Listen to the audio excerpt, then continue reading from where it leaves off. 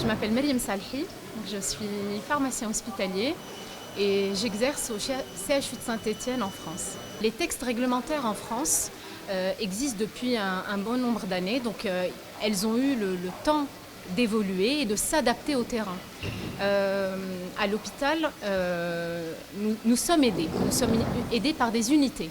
Ça s'appelle des UTEP, donc les unités transversales d'éducation thérapeutique, qui accompagnent tous les acteurs de santé de l'hôpital, donc les infirmiers, les médecins, les pharmaciens, dans leur activité, en les aidant à mettre en place les projets, en évaluant leurs projets, mais aussi en faisant tout un travail de coordination avec la tutelle. Donc au départ, on a commencé cette activité un peu timidement, c'est-à-dire qu'on a appliqué les bases et petit à petit, on s'est rendu compte de tout ce qu'il était possible de faire grâce à cette activité. Donc il a été évoqué dans les derniers textes, des textes qui sont parus en 2021, donc tout récemment, c'était en octobre 2021, qui nous permettent d'aller plus loin dans notre activité d'éducation thérapeutique, puisqu'on est aujourd'hui en capacité, déjà on a les moyens financiers, puisque la sécurité sociale nous finance à travers un dispositif très particulier qui s'appelle l'article 51, qui nous donne les moyens de prouver que ce que l'on fait auprès des patients, en les accompagnant, en leur donnant l'information aujourd'hui sur leur traitement, permet d'améliorer leur prise en charge de manière générale. Et en fait aujourd'hui, il est possible en Algérie, puisque l'assise réglementaire de la loi de 2018 donne déjà un contexte qui permet de développer cette activité chez nous.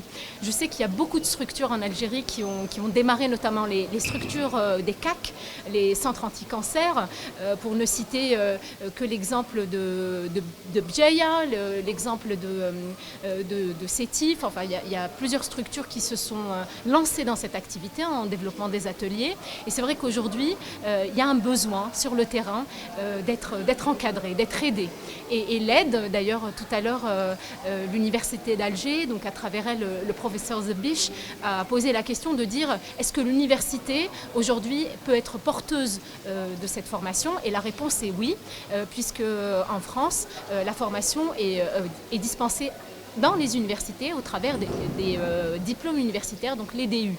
Donc on a deux structures qui nous aident, l'université qui nous forme et les UTEP qui nous aident à déployer ça au niveau hospitalier.